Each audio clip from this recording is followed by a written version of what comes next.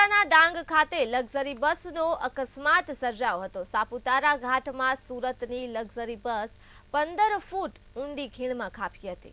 આ ગમખ્વાર અકસ્માતની ઘટનામાં 2 બાળકોના મૃત્યુ થયા છે, જ્યારે અન્ય કેટલાક લોકો ઈજાગ્રસ્ત થયા છે। લક્ઝરી બસમાં 70 થી વધુ પ્રવાસીઓ હોવાનું પણ જાણવા મળી રહ્યું છે, જ્યારે આ ઘટનાની માહિતી મળતા જ સાપુતારા પોલીસ અને 108ની ટીમ દ્વારા રેસ્ક્યુ ઓપરેશન શરૂ કરી દેવામાં આવ્યું હતું અને 8 ઈજાગ્રસ્તોને સૌપ્રથમ સિવિલ હોસ્પિટલ ખાતે લાવવામાં આવ્યા હતા અને કેટલાક ઈજાગ્રસ્તોને ખાનગી હોસ્પિટલ ખાતે ખસેડાયા હતા। તો લક્ઝરી બસ ટ્રકને ઓવરટેક કરવા જતા આ અકસ્માત સર્જાયો હતો। એકાએક ડાંગ વિસ્તારમાં લક્ઝરી બસ ખાબકી હતી। જે હા, સુરત આવતા પ્રવાસીઓ જે લક્ઝરી બસમાં સામેલ હતા અને જે બસ હતી તે જે ડાંગ ખાતે ફરવા ગયા હતા લોકો, અને 67 કરતાં પણ વધારે લોકો આ બસમાં સામેલ હતા। ઘણા કેટલાક લોકો ઈજાગ્રસ્ત થયા છે। જ્યારે જણાવી દઉં કે સુરત જે વાસીઓ છે તે છ ઈજાગ્રસ્તોને સુરત સિવિલ હોસ્પિટલ ખાતે દાખલ કરવામાં આવે છે।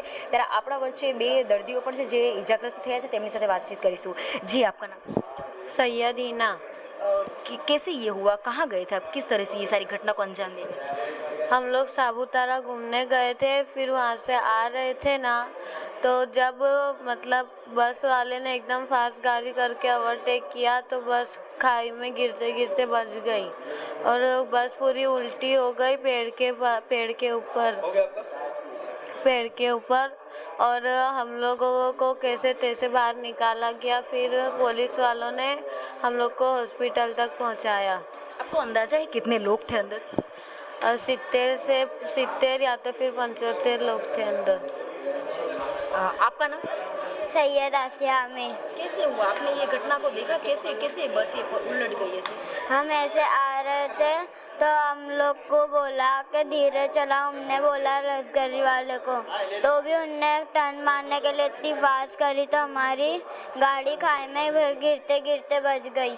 और उन्हें अच्छा हुआ कि झाड़ था तो हमें झाड़ के ऊपर से ऊपर चढ़ा के उतारा था और गाड़ी पे से पुलिस वालों ने हमारी मदद करके हमें पुलिस स्टेशन पहुंचाया था। ओके, आपकी अम्मी अब्बू साथ में थे आपके साथ? नहीं, हमारे साथ नहीं था। हमारे किसके साथ घूमने गई थी? हम हमारी दादी के साथ घूमने गए हुए थे।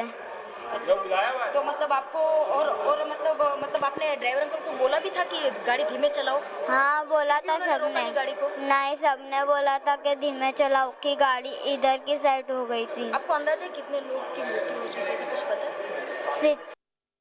62 लोग थे हमारी बस में, पूरी बस भरी हुई थी हमारी। તો જોઈ શકો છો કે આજે 2 બાળકીઓ છે જે ઈજાગ્રસ્ત થઈ ચૂકી છે અને જે આ ઘટના છે તેઓ દરમિયાન તેઓને સુરતની નવી સિવિલ હોસ્પિટલ ખાતે ખસેડવામાં આવ્યું છે। અને જે બાળકી દ્વારા કહેવામાં આવી રહ્યું છે કે ડ્રાઈવરને કહેવામાં પણ આવ્યું હતું અને તેઓને કહેવામાં પણ આવ્યું હતું કે ગાડી ધીમી ચાલો, બસ ધીમે ચલાવો, પરંતુ ડ્રાઈવર દ્વારા આ પ્રકારની બેદરકારી દાખવવામાં આવી હતી અને આ ઘટના છે તે આ પ્રકારે અંજામ દેવામાં આવી હતી। કેમેરા પર્સન સતીશ પાટીલ સાથે પૂજા નિષાદ, મંતવ્ય ન્યૂઝ, સુરત।